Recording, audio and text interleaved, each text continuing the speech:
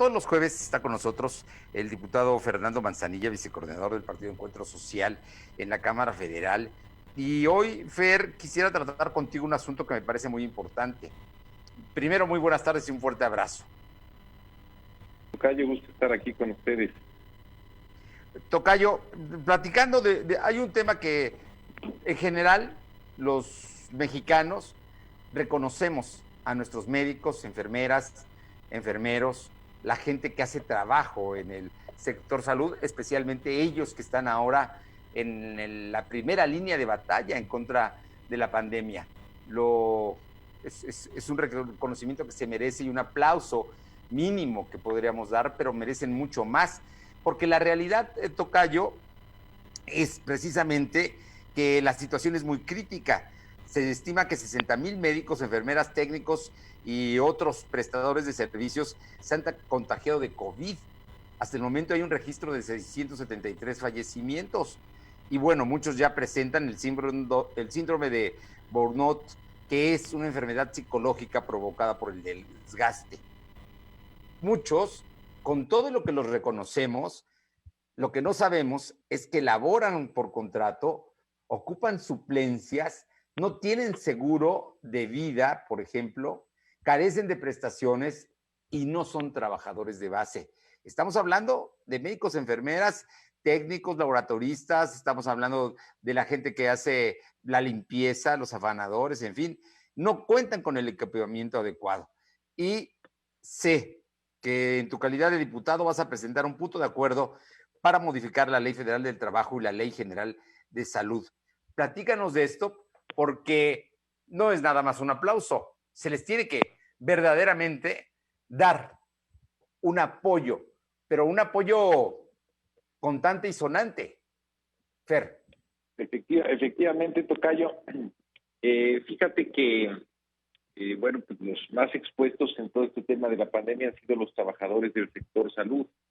Solamente para que dimensionemos, en el caso de México, los trabajadores del sector salud representan el 20% del total de los infectados en el país.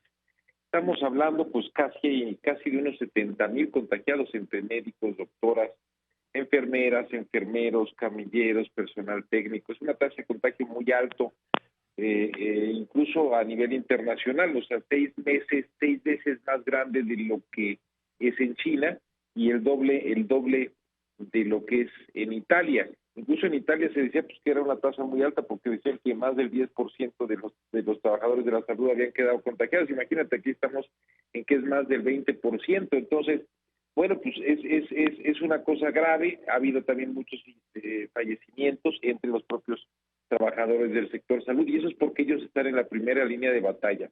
Adicional a esto, ¿qué es lo que pasa? Pues hay otros temas que ellos están viviendo, están teniendo constantes agresiones que sufren en la calle los profesionales de la salud, lo hemos visto en los medios de comunicación, trabajan en medio de una precariedad en términos de desabasto de medicinas y de equipamiento, gozan de bajos salarios, sus salarios pues en general no son muy altos, tienen una excesiva carga laboral porque son jornadas extenuantes, más o en especial aquellos que están en zonas COVID o tratando, digamos, con pacientes COVID. Y muchos, justamente lo que tú comentabas, laboran con contratos temporales o con suplencias y por eso no tienen realmente prestaciones, no tienen derecho a seguridad social y menos aún a una indemnización si es que algo les llega a pasar, ¿no? Como ha pasado ya con varios de ellos. Entonces, lo que está pasando en esta situación es que está en una situación de un enorme desgaste físico y emocional extremo, están viviendo en estas circunstancias que yo te digo, y bueno, todo eso se está manifestando en un agotamiento, en indiferencia y en una frustración laboral que viven los trabajadores del sector salud. Es un síndrome que le llaman el del burnout, perdón el anglicismo, pero pues me dicen que así se le dice aquí en México al síndrome, y bueno, todo esto nos lleva a que veamos cómo poderlos ayudar. La pandemia pues no está bajando, la pandemia sigue avanzando, estamos localizados en una meseta en el país, estamos localizados en una meseta en Puebla, y yo lo he repetido hasta el cansancio, que a menos que hagamos cosas diferentes, pues las cosas no van a variar, y también he dicho que no habrá una solución definitiva hasta que tengamos una cura o una vacuna. Entonces, tenemos que ayudar a esta gente que está en esa primera línea de batalla y justamente para eso presenté un paquete de propuestas en la Cámara esta semana. El paquete contempla primero un punto de acuerdo que lleva un exhorto a los gobiernos federal y a los gobiernos estatal para que haya un esquema de compensaciones para el personal médico que actualmente labora por contratos temporales o por suplencias, con el objetivo de que tengan derechos a los servicios de salud y que tengan también una indemnización en el caso de fallecimiento. Todo esto mientras dure la pandemia. Y en segundo lugar, una iniciativa de reforma a la Ley Federal del Trabajo y a la Ley General de Salud para darle certeza jurídica y también mayores prestaciones a los médicos residentes. ¿Quiénes son los médicos residentes? Son los jóvenes que terminaron sus carreras de médicos, de medicina, y van ahora, digamos, ya a los centros de salud, a los hospitales y demás, para hacer sus residencias. Tú sabes que las carreras de los médicos son muy largas, Sí, claro. y llevan y pasan después mucho tiempo en sus residencias. Entonces, tampoco tienen, digamos, mayores derechos ni mayores prestaciones, y bueno, pues se le están jugando igual que cualquier otro médico, digamos, ahí en lo que están. Entonces, se trata de eso, y bueno, pues la idea al final, tocayo, es cuidar justamente a los trabajadores del sector salud, que son nuestra primera línea de batalla en esta guerra o en esta batalla contra el COVID. Estoy de acuerdo contigo porque no se trata exclusivamente solamente de aplaudirles, ¿no? Hay que reconocerlos y que ellos sientan por lo menos que ha valido la pena todo este esfuerzo que están haciendo. Muchos de ellos no viven en sus casas para no tener contagios con sus familias, están en hoteles, tienen días y días sin descansar normalmente. En fin, todo esto que genera verdaderamente un problema incluso de salud mental, de tocayo.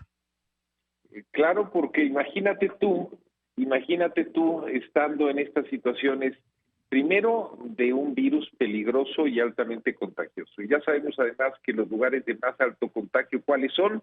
Son justamente los hospitales y los centros, digamos, que están atendiendo a los pacientes COVID. Sabemos que el virus es altamente contagioso, pero es todavía más contagioso en los lugares cerrados, primero de todo, como es el caso de los hospitales, y los lugares donde hay mucha gente contagiada. Entonces es mucho más probable que tú puedas, cachar el virus en un hospital COVID que en cualquier otro lugar, digamos, del estado, digamos, o del municipio correspondiente o del país, ¿no? O sea, esos son los lugares de más alto contagio. Súmale que pues bueno, ya lo estamos viendo, no está habiendo muchas veces medicinas, hay desabasto, no tienen suficiente gente, entonces hay una excesiva carga laboral.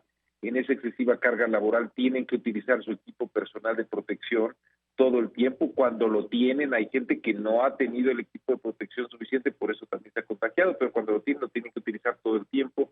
Luego no tienen tiempo de comer ni de tomar agua, prácticamente ni de ir al baño. Entonces, imagínate tú todo, o sea, un gran estrés, es como si estuvieras en una guerra. Yo lo he dicho en distintos momentos, suena un poquito raro, pero literalmente es como si estuvieras en una guerra. El nivel de estrés es muy fuerte, y si a eso le sumas, imagínate tú que estés metido ahí, pero que tengas un contrato temporal. Entonces, por ejemplo, un médico que esté en el Seguro Social con contrato temporal, y entonces se enferma, pues no lo puede tratar ni siquiera el Seguro Social porque no es trabajador oficial, ¿no? Entonces, Sí, claro, no tiene beneficios, ¿no? no tiene beneficios. Oye, nada más. Y si se llega a morir, si llega a fallecer, ¿qué pasa con él? ¿Qué pasa con su familia? ¿Qué pasa, digamos, con eso? No tiene absolutamente ningún derecho. Entonces, al menos, lo menos que podemos hacer es a esos que están en la línea de batalla trabajando en el tema de COVID, con pacientes COVID, los tenemos que ayudar y fortalecer y motivar.